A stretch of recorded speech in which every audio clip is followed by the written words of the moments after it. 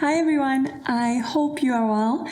Today I want to talk about things that you can do at home now that you're spending more time in your homes than you usually do.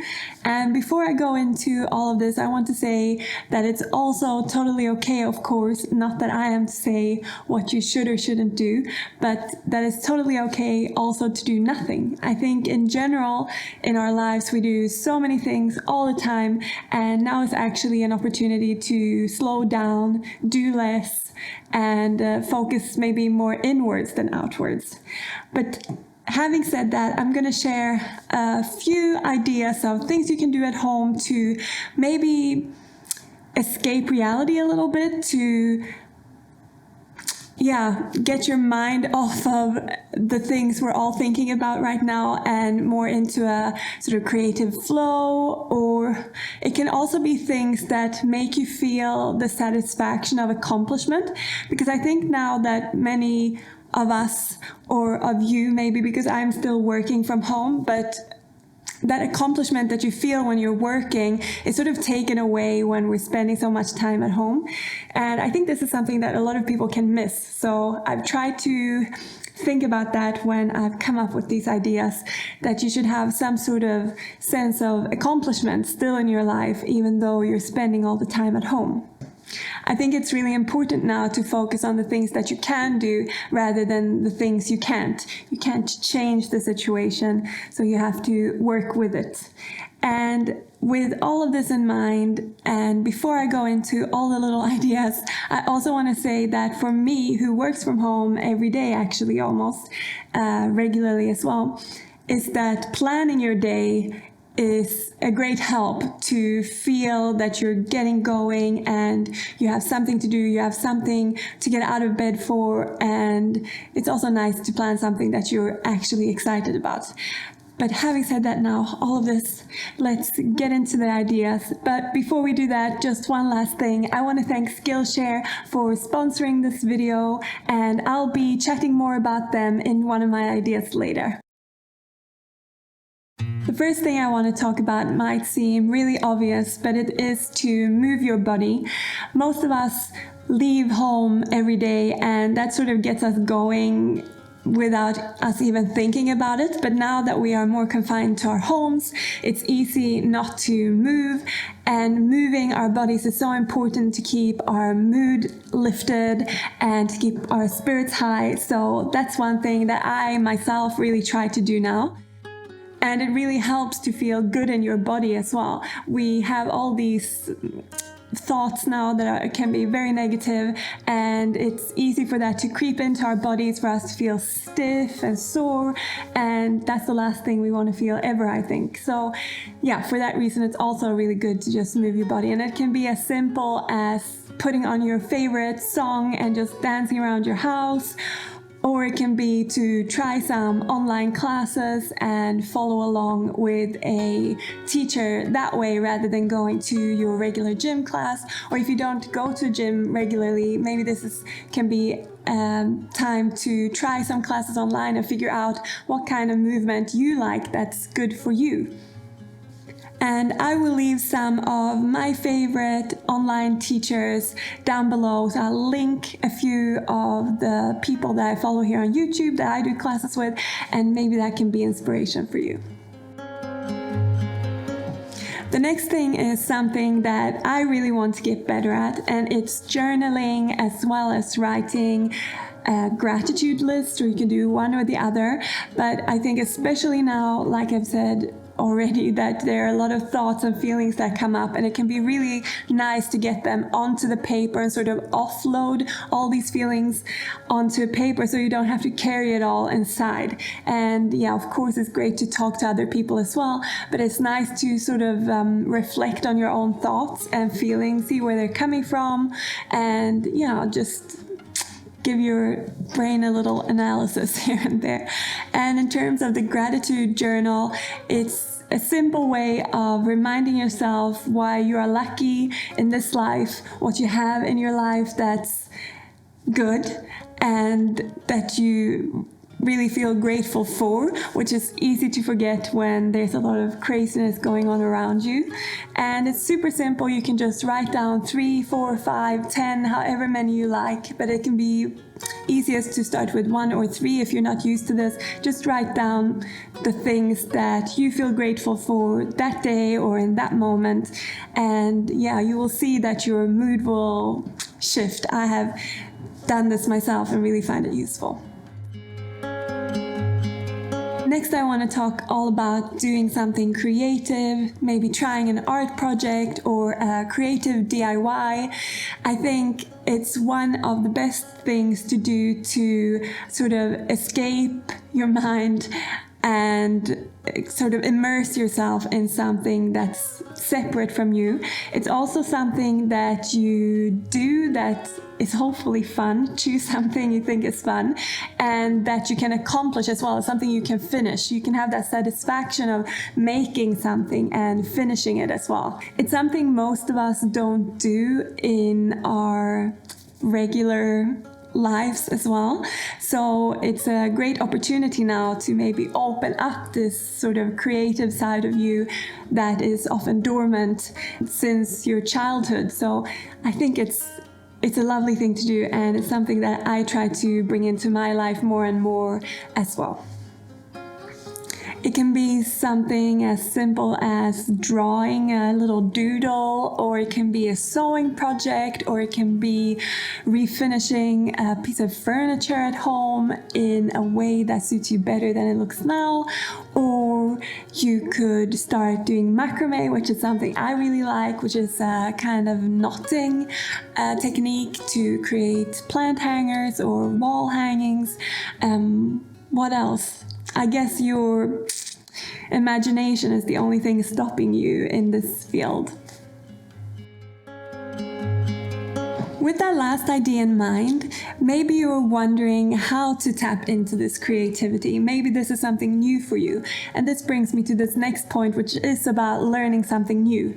And with that said, I want to introduce you to my sponsor of this video, Skillshare, which is an online learning community with lots and lots of different classes and topics to explore, all in the field of creativity.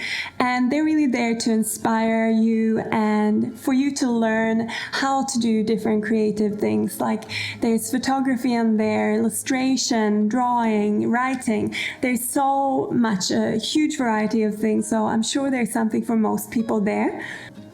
Personally, I usually use it to learn more about photography, videography, and the things that help me in my work.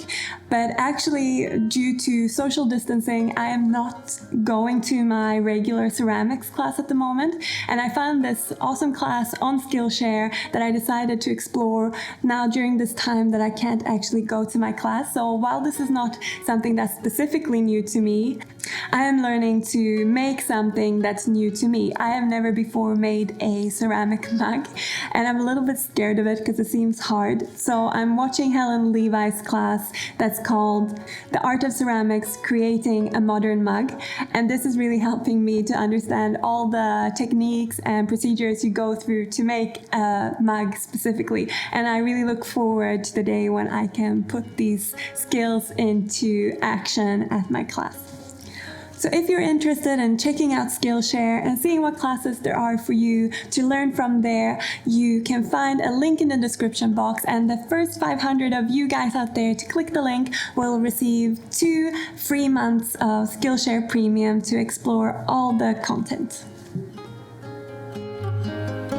This next thing I'm going to say is maybe a little bit controversial, because I know now we want to just relax and try and stay calm and not stressed, but I'm gonna say that this might be a good time to do some cleaning or clearing out, because we're spending so much time at home in our spaces, and it's really important that we feel comfortable there and feel like it's a place we enjoy to be in. And for me, I know that I can't relax if it's messy around me. It doesn't give me any calm, so I like to make sure that my space is calm so that I can feel calm, if that makes sense.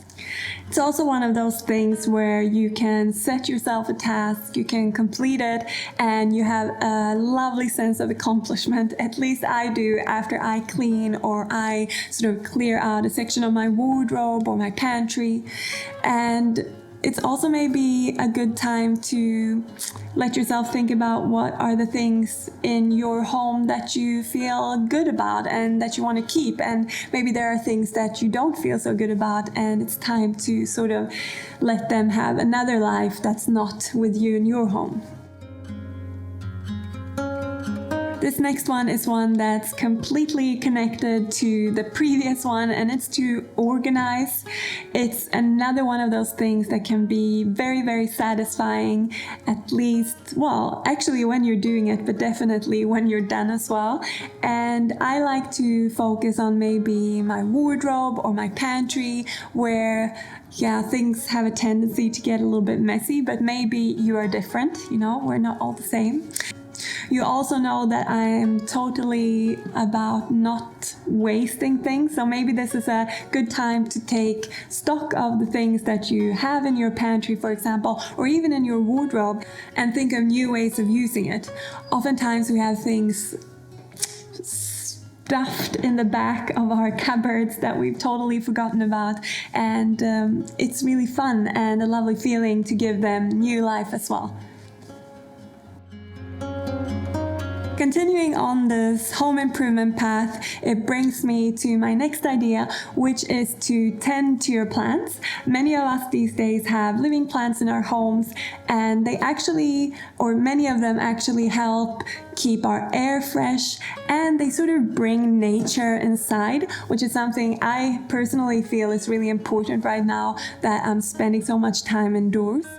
One thing that's super easy to do but gives you time to connect with your plants, spend some time with them, and also freshen them up and brighten them so they really stand out in your home, and it is to give them a shower. This might sound weird if you've never done this before, but it's super easy, and it just gives them a nice pop to their color. Dust is everywhere also on your plants, and I think we often don't realize, but they are much greener and more beautiful than we normally keep them. So it's super easy. You just take all your plants and put them in the shower, in the bathtub, and just give them a shower with the shower head. You let them sit there for a little while and to sort of dry the pot or whatever. Then you put them back, and it's like a whole new plant. During these times of social distancing or even quarantine, we can often feel lonely, and therefore I think that this is a great time to write really long messages or video chat with your family and friends. And I think even for myself, being busy with everyday life, I often leave it several days to reply to my friends, and I get stressed when I get long messages because I want to write long messages back. And maybe right now is the time where you have that little bit of extra time to tend to your relationships and become closer while you're further away from each other.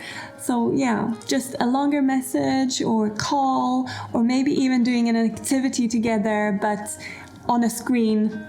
It can really make you feel less lonely and bring you closer together to the people you love. Next up is reading or listening to podcasts. Personally, I have a long list of books that I want to read that I've never gotten around to, and the same with podcasts. And I'm not saying this to make you feel stressed in any way, because that's the last thing we want to feel right now. But maybe this is an opportunity to look at your list, find that book that you want to read and immersing yourself in it. Books can be a really great way of escaping reality. And I think I mentioned this in the intro that it's maybe something that we need a little bit right now to sort of get away from all the thoughts that are whirling around in our minds.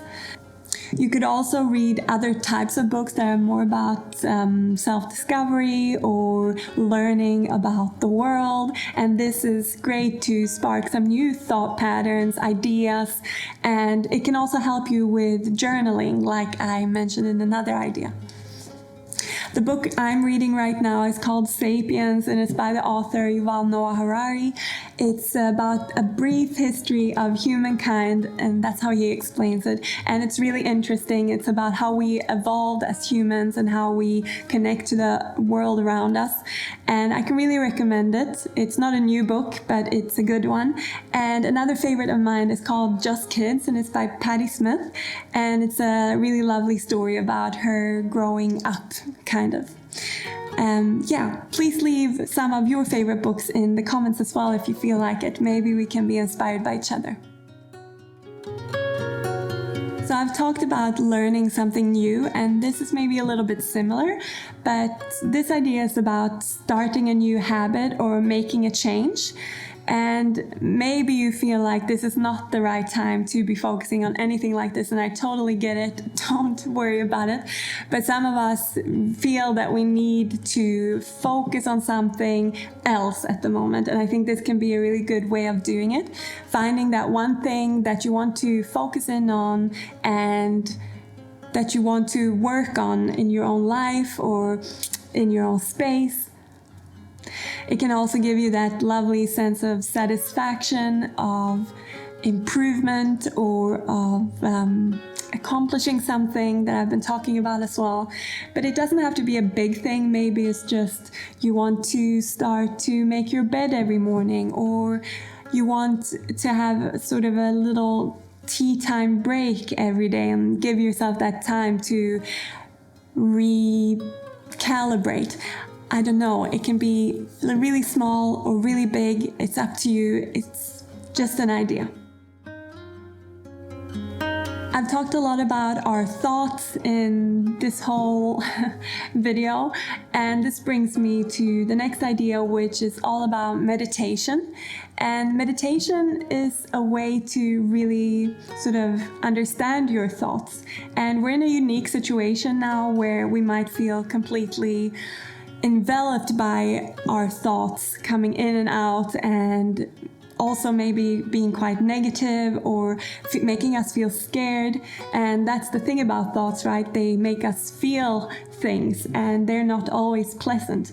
But meditation can help you understand where the thoughts are coming from, sort of where they're going, and just helping you understand your relationship with them so that you can sometimes remove them away from the self, where to a point where you feel calmer and more at ease. And it can also, if you practice meditation sort of regularly, give you some sort of fortitude where you feel stronger in yourself and you feel more confident in how to deal with your thoughts and feelings. So I should really get better at upholding my meditation practice, but for me it's really helped me to stay more calm and positive and having that more confident side to where I feel that I'm sort of at ease in my life. My last idea, and it couldn't be one of my videos without this, and it's of course to get into your kitchen and make something, do something fun in there, maybe something you haven't tried before, or something that makes you feel really comfortable, that's really comforting to you. And cooking can be really grounding, I think. It's a way to connect with sort of the source of life in a way. It's something that nourishes you, and I think it can nourish you in many different ways. I love the connection I have with food, and I hope that many more of you can explore and experience it. And there are lots of projects you could do that's not just cooking your regular meal. Maybe you could bake something for you, yourself, or for your family while you're sort of in this thing together, or if you're doing it alone, I think you could definitely do with some baked goods sometimes. Other ideas is maybe to ferment something or to make something that you don't normally do, like a granola or some crackers. Another idea could be to make soup stock out of scrap sort of odd bits and bobs from your vegetables.